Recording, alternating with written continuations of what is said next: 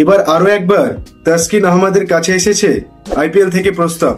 তাসকিন আহমেদকে আইপিএল খেলার জন্য আরো একবার প্রস্তাব দিয়েছে লখনৌ সুপার জায়ান্ট।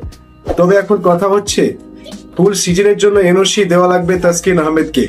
তো প্রিয় বন্ধুরা, বিসিবি আবারও কি হতাশ করবে তাসকিন আহমেদকে?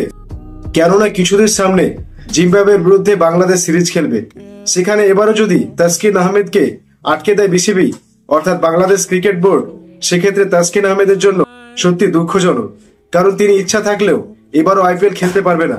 বাংলাদেশ ক্রিকেট বোর্ড তো আবার উল্টোটা বোঝে, জিম্বাবুয়ের বিরুদ্ধে বাংলাদেশ সিরিজ ইম্পর্টেন্ট মনে করবে এবং ন্যাশনাল ডিউটির জন্য তাসকিন আহমেদকে রেখে দেওয়া হবে এবং বলবে তাসকিন আহমেদকে কিছু টাকা জরিমানা বা ন্যাশনাল চুক্তির থেকে কিছু টাকা বাড়িয়ে দেওয়া হবে, কিন্তু তাসকিন আহমেদের আইপিএল খেলা হবে। বিষয়টি নিশ্চিত করেছে তাসকিন আহমেদ নিজেই।